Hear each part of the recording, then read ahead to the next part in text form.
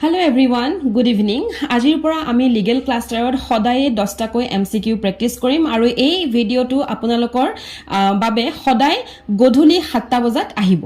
গতিকে আহক আজিৰ আমি ৰুটিনখন অকনমান শেয়াৰ কৰাৰ পিছতে আজিৰ MCQ খিনি প্ৰেক্টিছ কৰোঁ। আমাৰ এখন ডেইলি MCQ চ্যালেঞ্জাৰ ৰুটিন আমি ৰেডি কৰিছো আপোনালোকৰ বাবে আৰু সেই ৰুটিনখনে হৈছে এইখন। সানডে আমাৰ থাকিব ইংলিশ এণ্ড এপ্টিটিউডৰ লগতে আসামিজ মানে অল্টাৰনেট উইকত অল্টাৰনেট পেপাৰ হ'ব। মানডে থাকিব ল অফ টৰ্টছ আৰু বা ল অফ এভিডেন্স। টিউজডে থাকিব code of civil procedure. Wednesday থাকিব হয়তো ইণ্ডিয়ান পেনেল কোড নহয়তো ক্ৰিমিনেল প্ৰচিডিউৰ কোড। থাৰ্সডে থাকিব ট্ৰান্সফাৰ অফ প্ৰপাৰ্টি এক্ট নাইবা ইণ্ডিয়ান কন্ট্ৰেক্ট এক্ট। ফ্ৰাইডে থাকিব কনস্টিটিউশন অফ ইণ্ডিয়া। স্যাটাৰডে থাকিব উইকলি কাৰেন্ট এফেয়াৰ্স আৰু নতুন লৰ হৈতে পুৰণা ল দুইখন লয় আমি সমানে ইয়াত প্ৰিপাৰেচন কৰিম। ডেইলি 10টা MCQ এ আপোনালোকক সহায় কৰিব প্ৰিলিমছত। গতিকে প্ৰিলিমছৰ বাবে এইখিনি MCQ প্লাস প্ৰেক্টিস বহুত ইম্পৰ্টেন্ট হয়। আহক আজিৰ কেইটামান কোৱেশ্চন আমি ট্ৰাই কৰো। প্ৰথম আমাৰ কোৱেশ্চনটো হৈছে which section of the IPC will be replaced by section 106 of the BNS ভাৰতীয় ন্যায় সংহিতা। এই কোৱেশ্চনটোত সুধিছে যে আইপিসিৰ কোনটো সেকশনক ভাৰতীয় ন্যায় সংহিতাৰ সেকশন 106 এ ৰিপ্লেস কৰিছে। গতিকে আমি প্ৰথম জানিব লাগিব 106ত কি আছিলে আৰু তেতিয়া আমি গম পাই যাম যে সেই বস্তুটো আইপিসিৰ অমুকটো সেকশন আছিলে। গতিকে আনসাৰটো হৈছে যে সেকশন 106 এ ৰিপ্লেস কৰিছে আইপিসিৰ 3048 option number A. explanation to অকনমান দি দিও। 106ত আমাৰ কি দিছে যে punishment for causing death by negligence.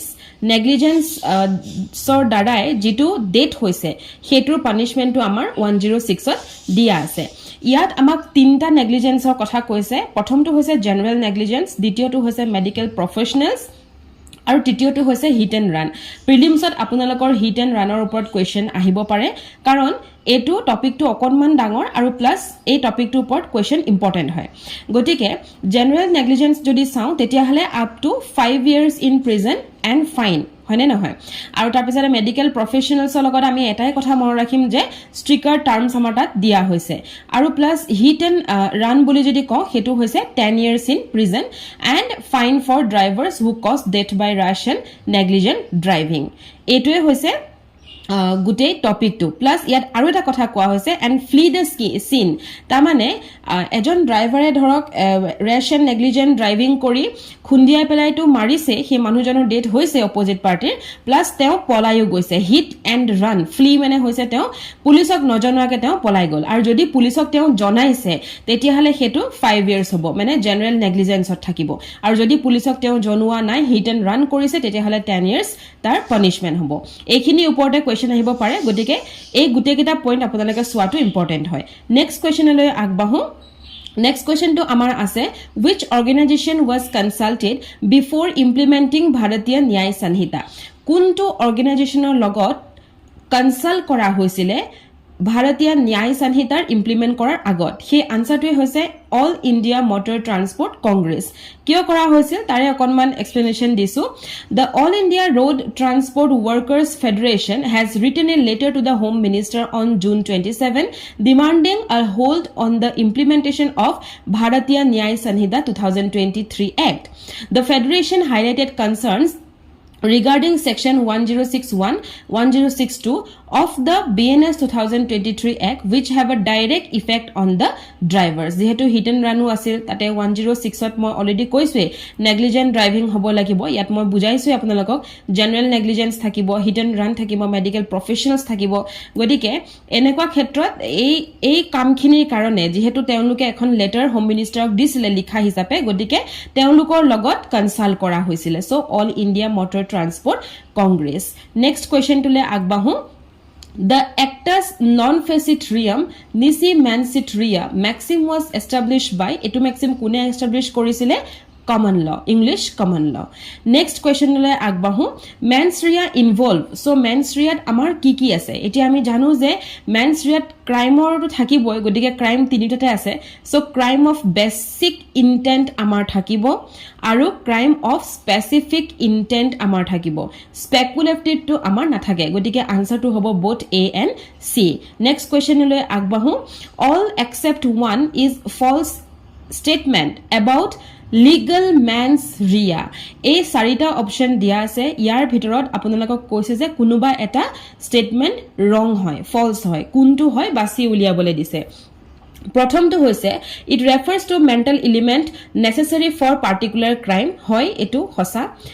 The mental element may be either intention to do the immediate act or bring out about the consequences. Consequences মানে হৈছে সেই ক্রাইমটো সেই কাণ্ডটো হোৱাৰ যেটো ৰিজাল্ট হেতুৰ কথা কৈছে। গতিকে এটো হয় intention or recklessness to of course হয় as to the elements constituting the actor's reas. এটো হয় intention can always be satisfactorily defined. এটো wrong হয়, intention কেতিয়াও satisfactorily যে defined হ'ব হেতু কথা নহয়। সো ইয়াৰ যেহেতু আমাক false statement to বাছি উলিয়াব দিছিলে, false statement to হ'ব intention can always be satisfactorily defined, তাৰ মানে point number D, option number D. Next question লৈ আগবাঢ়ো, the new law under Bharatiya Nyaya Samhita provides dash imprisonment for all cases of hit and run. ইয়াত কি কৈছে hit and run, তাৰ মানে নেগলিজেন্টৰ দ্বাৰা ধৰক হিট কৰিছে, ৰেশ ড্ৰাইভিঙৰ ৰেশ আৰু নেগলিজেন্ট ড্ৰাইভিঙে হিট কৰিছে আৰু প্লাস ৰান কৰিছে, তাৰ মানে পলাই গল, তাৰ মানে তেওঁ পুলিচক নজনালে। অকনমান আগত মই আপোনালোকক হেতুৱে কৈ আছিলো, ৰাইট? গতিকে আনসাৰটো কি হ'ব 10 years. এতিয়া আমি ইয়াৰ এক্সপ্লেনেশনটো অকনমান চাও। The Bharatiya Nyaya Samhita of 2023 has a new law on hit and run. আগতে আমাৰ আগতকেও আমাৰ এতিয়া hit and run ওপৰত বেছি জোৰ দি পেলাই এখন নিউ ল ইয়াত বনালে, that provides stricter punishment for drivers who leave the scene of an accident without reporting it to the police. যোনে হিট কৰিছে আৰু পলাই গৈছে, তেওঁলোকে তেওঁ পুলিচক জনোৱা নাই। তেনে ক্ষেত্ৰত আমাৰ দুটা সেকশন আছে, এটা হৈছে সেকশন 106.2 আৰু এটা হৈছে সেকশন 106.1।